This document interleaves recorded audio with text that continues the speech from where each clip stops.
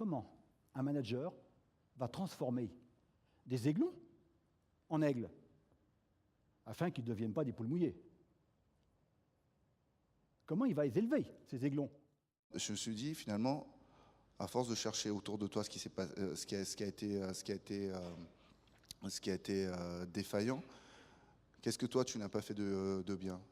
Et là, en fait, je me suis rendu compte que entre 2011, où on avait joué la finale de 2011, on a joué la finale, où on est parti d'une situation vraiment chaotique et on a réussi à redresser la barre, peut-être qu'on en parlera peut-être un petit peu tout à l'heure. J'avais utilisé les mêmes outils, les mêmes mots pour m'adresser à mes coéquipiers tout au long de la compétition en 2015. Et pour moi, c'était quelque chose de tout à fait légitime parce que je m'appuyais sur une expérience qui avait été difficile, mais qui au final avait été positive. Et je me disais à l'époque, en prenant les mêmes outils, normalement, tu devrais arriver au même résultat.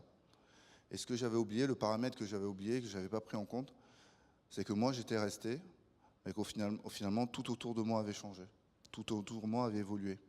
C'est-à-dire que ce n'était pas du tout les mêmes coéquipiers, pas du tout la même génération, ce n'étaient pas les mêmes entraîneurs, et donc forcément, ce n'était pas le même contexte.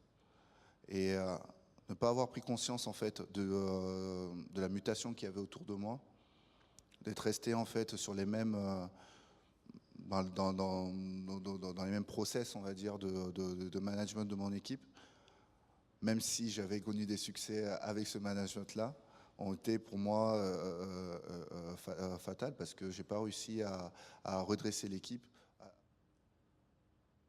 Alors, il faut essayer de voir les choses dans le bon sens. J'ai vu tout à l'heure qu'il y allait y avoir des affectations, des mutations. C'est une opportunité.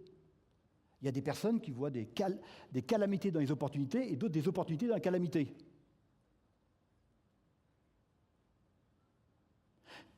Il y a une opportunité que tout le monde a. C'est celle d'essayer. Et pour se réaliser, il faut réaliser des choses. Mais en cohérence avec son projet, avec son PAX. Sinon, on risque de s'éparpiller.